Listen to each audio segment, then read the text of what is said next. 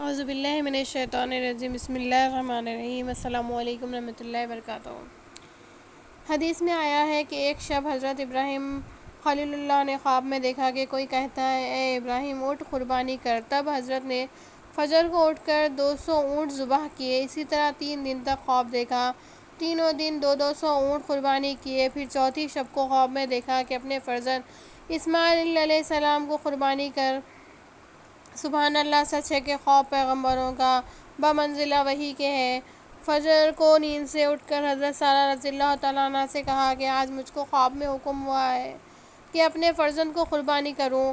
اسماعیل علیہ السلام کے سوائے کوئی فرزند میرا نہیں، تم کہو تو میں وہاں جا کر اللہ کی راہ پر ان کو قربانی کروں اور خدا کا حکم بجا لاؤں۔ حضرت سارہ رضی اللہ تعالیٰ نے کہا بہت اچھا، اللہ کی راہ پر فدا کرو۔ بعد اس کے حضرت خلیل اللہ شتر پر سوار ہو کر حاجرہ رضی اللہ تعالیٰ عنہ کے پاس آ پہنچے۔ اس وقت حضرت اسماعیل علیہ السلام کی عمر 9 برس کی تھی۔ حضرت ابراہیم نے حاجرہ رضی اللہ عنہ کو فرمایا کہ اسماعیل علیہ السلام کے سر کو کنگھی کر کے بال ان کے مشک و عنبر سے خوشبودار کرو اور سرما آنکھوں میں لگا کر پاکیزہ کپڑے پہنا دو کہ میرے ساتھ دعوت میں جائے گا۔ تب حاجرہ رضی اللہ تعالیٰ عنہ نے ان کو نہلا دھلا کر کپڑے پہنا کر کہا کہ تم اپنے باپ کے ساتھ ضیافت میں جاؤ۔ حضرت چھری اور رسی آستین کے نیچے چھپا کر حاجرہ رضی اللہ عنہ کے سامنے سے نکل آئے اور اسماعیل علیہ السلام والد کے پیچھے چلے۔ اس وقت شیطان العین آ کر حضرت حاجرہ رضی اللہ تعالیٰ عنہ سے بولا کہ اسماعیل علیہ السلام تمہارا کہاں ہے؟ آپ نے فرمایا کہ اپنے باپ کے ساتھ ضیافت پہ گیا ہے۔ شیطان نے کہا افسوس، اس بیچارے کو ذبح کرنے اس کا باپ لے گیا۔ حضرت حاجرہ رضی اللہ تعالیٰ نے کہا معاذ اللہ، تم نے سنا ہے کبھی باپ نے بیٹے کو بے گناہ مارا ہے؟ ابلیس نے کہا خدا نے اسے حکم کیا۔ حاجرہ رضی اللہ تعالیٰ نے کہا خدا کا فرمان ہے تو میں بھی اس کی رضا پر راضی ہوں۔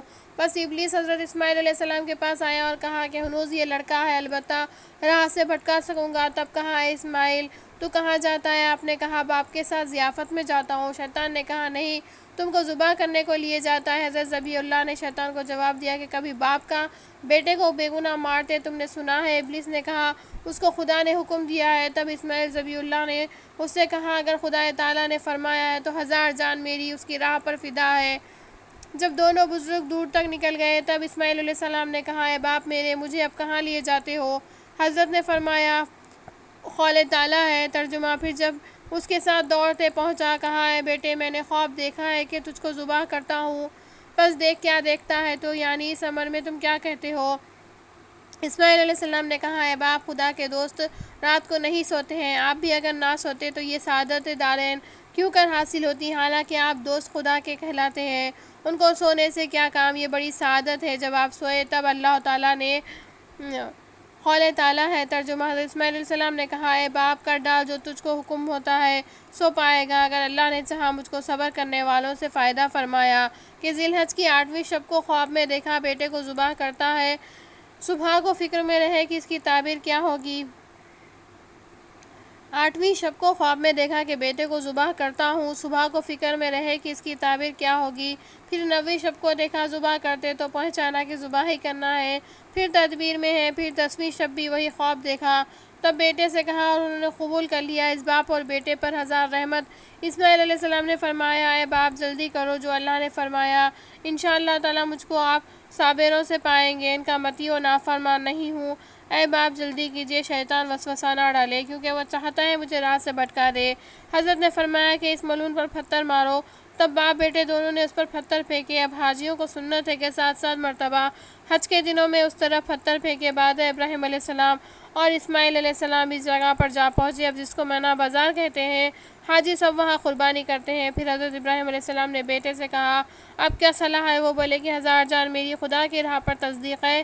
عین شکر ہے آپ نے خواب میں دیکھا، شتابی کیجئے، امر الہی بجا لائیے۔ بیعت مقید ہوئی، امر سبحان اللہ کے ہوئے، دونوں راضی و قربان کے۔ قول تعالیٰ ترجمہ پھر جب دونوں نے حکم مانا اور پچھاڑا اسماعیل علیہ السلام کو ماتھے کے بل تا بیٹے کا منہ سامنے نہ نظر نہ آئے کہ محبت جوش کرے۔ کہتے ہیں کہ یہ بات بیٹے نے سکھائی۔ آگے اللہ نے انہیں فرمایا کہ کیا گزار یعنی کہنے میں نہیں آتا جو حال گزرا ان کے دل پر اور فرشتوں پر۔ اسماعیل نے فرمایا، اے باپ، ہماری 3 وصیتیں ہیں۔ پہلے ہاتھ پاؤں میرے مضبوط باندھو کہ جان نازک ہے، چھری کے زخم کے مارے جنبش میں نہ آ جائے۔ خدا نخواستہ اگر ایک قطرہ خون کا آپ کے کپڑوں میں لگ جائے تو میں قیامت کے دن گناہ میں گرفتار ہو جاؤں، عذاب خدا برداشت نہ کر سکوں گا۔ اور دوسری یہ کہ میرا منہ زمین کی طرف کر لیجئے تاکہ منہ میرا آپ کو نظر نہ آئے اور میں بھی آپ کی طرف نظر نہ کر سکوں، تاکہ آپس میں محبت جوش نہ کرے اور آپ درمیان قصور کا سبب نہ ہو۔ اور تیسری یہ کہ جب آپ گھر کی طرف تشریف لے جائے میری والدہ دلجلی کی خدمت میں سلام کہہ دینا اور کپڑا خون آلودہ ان کو دینا، یہ نشان تسلی کا ہے، اس لیے کہ دوسرا فرزند اور نہیں ہے۔ تب حضرت ابراہیم علیہ السلام آستین میں سے رسی نکال کر ہاتھ پاؤں ان کے مضبوط باندھے اور منہ زمین کی طرف کر لیا۔ پھر حضرت اسماعیل علیہ السلام نے کہا، اے باپ، ہاتھ میرے کھول دے، جو بندہ کے بھاگنے والا ہے اس کے ہاتھ باندھ کر خدا کی درگاہ میں لاتے ہیں۔ لیکن ابراہیم علیہ السلام نے نہ کھولے، گلے پر چھری چلائی اور زور کیا مگر کچھ نہ کٹا۔ حضرت اسماعیل علیہ السلام نے کہا، چھری پشت سے ذبح کرتے ہو جو کاٹتی نہیں۔ تب حضرت ابراہیم علیہ السلام نے چھری پر خوب زور کیا، پھر بھی ذبح نہ ہوا۔ پھر اسماعیل علیہ السلام ذبیح اللہ نے فرمایا، اے باپ، چھری کی نوک گلے میں دبا کر زور کرو، شاید کہ کٹے۔ حضرت نے ویسا ہی کیا، اس پر بھی نہ کٹا، چھری دستے کے اندر اور دستہ حلق پر رہ گیا، کچھ کارگر نہ ہوئی۔ تب حضرت نے غصے میں آ کر چھری کو زمین پر ڈال دیا۔ چھری نے کہا، اے حضرت، خدا تمہیں کہتا ہے کہ کاٹ، مجھے کہتا ہے مت کاٹ۔ وہ تمہیں 1 دفعہ فرماتا ہے، مجھ کو 10 دفعہ منع کرتا ہے، اور حکم اللہ کا بہتر ہے تمہارے حکم سے۔ اس گفتگو میں تھے، اتنے میں پیچھے سے ایک تکبیر کی آواز آئی، بولا، اللہ اکبر، اللہ اکبر، لا الہ الا اللہ، واللہ اکبر وللہ الحمد۔